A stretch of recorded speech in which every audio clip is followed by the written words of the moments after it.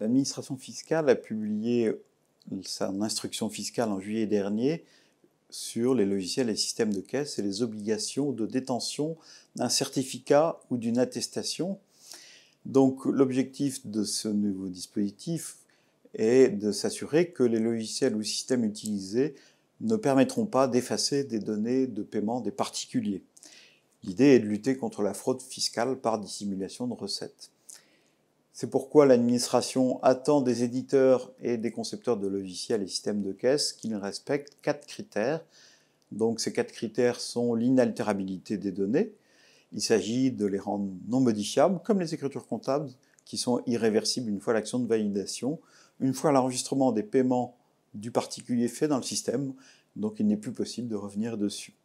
C'est aussi la sécurisation de ces données par des systèmes informatiques. On garantit que toute tentative de modification sera tracée et par un système de chaînage, par exemple des enregistrements ou par la signature électronique, on peut détecter ces tentatives. C'est la conservation de ces données pendant 6 ans. Là, on est dans le cadre de l'article 102 du livre des procédures fiscales, le LPF 102B très exactement, qui oblige tout assujetti à la TVA à garantir la conservation des données objet du contrôle pendant 6 ans. Et enfin, 4e critère, l'archivage de ces données qui est obligatoire au moins une fois par an et éventuellement dans des périodes intermédiaires lorsqu'on purge les données pour alléger la mémoire du système. Donc, ce sera un point d'alerte majeur pour les entreprises à compter de l'année prochaine. Il faudra archiver toutes les données de caisse de l'exercice 2018. Quelques sujets clés, car cette instruction est touffue, et je vous invite à regarder les différents webinaires de l'Académie sur le sujet et colloques qui sont sur le site de l'Académie, mais quelques points qu'il faut retenir. Le premier, c'est que le champ d'application est large. Le champ d'application est large parce qu'il ne concerne pas seulement les logiciels ou les systèmes de caisse au sens où le public peut l'entendre. Ce n'est pas que la caisse enregistreuse, c'est tout logiciel, quel que soit son nom, que ce soit un logiciel comptable, que ce soit un logiciel de facturation ou un logiciel de gestion, dès lors qu'il permet d'enregistrer des règlements de particuliers et faire le lien avec le justificatif, c'est le ticket, c'est la note, c'est la facture pour le particulier. Donc, il faut être assujetti à la TVA, et lorsqu'on est exonéré à 100%, donc, par contre, on sort du champ. De même, par tolérance, les auto-entrepreneurs sont sortis du champ d'application de ce dispositif. Mais le point, c'est la fonction de caisse. Donc, ce n'est pas, comme je vous l'expliquais, la qualification du logiciel, c'est le fait d'avoir dans le système une fonction de caisse, laquelle s'entend d'une mémorisation des opérations de règlement, quel que soit, encore une fois, le nom du système. Donc, on est au-delà de la caisse enregistreuse, et par exemple des systèmes d'enregistrement des paiements de parking, par exemple des systèmes de distribution de boissons, des billetteries pour le transport rentrent dans le champ de l'obligation de détention de la certification. Donc le nombre de données à archiver en 2019 sera considérable. Le temps de préparation pour se mettre en conformité est aussi conséquent, puisqu'il faut souvent modifier la programmation des systèmes pour garantir les 4 critères. Et deuxièmement, il faut donc se faire certifier ou s'auto-attester. Donc la différence entre les deux est la suivante. Certification, il s'agit d'un tiers qui pratique la certification. Il y a 2 organismes qui sont agréés pour cela pour le moment en France. Vous avez InfoCert AFNOR et le Laboratoire National d'Essai.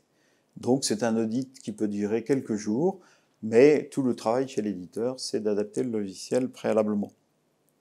Vous pouvez aussi, si vous êtes éditeur, c'est-à-dire que vous avez une activité de conception et de distribution de logiciels reconnue, vous pouvez à ce moment-là vous auto-attester. C'est l'objet du groupe de travail de l'Académie que fournir avec les éditeurs un référentiel d'auto-attestation en partenariat avec le Laboratoire National d'Essai, de manière à ce que référentiel de certification et référentiel d'attestation soient harmonisés.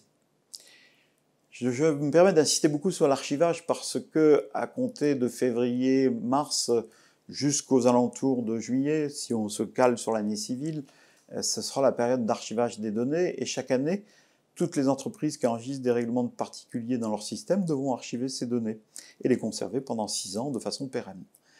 Donc, on estime en France qu'il y a entre 3 et 5 millions de simples caisses enregistreuses, entre guillemets, systèmes de caisses enregistreuses. Et comme je vous l'ai expliqué, le champ d'application étant plus large, il y a donc plus de données encore à archiver. Donc, il faudra alerter l'ensemble des entreprises sur ce point et des solutions, je pense, seront présentées sur le marché pour permettre des archivages pérennes durant les 6 ans de conservation, donc ils ont l'obligation fiscale. Deuxièmement, quelques points d'alerte pour les intégrateurs, les éditeurs de logiciels libres et les entreprises qui conçoivent elles-mêmes leurs logiciels.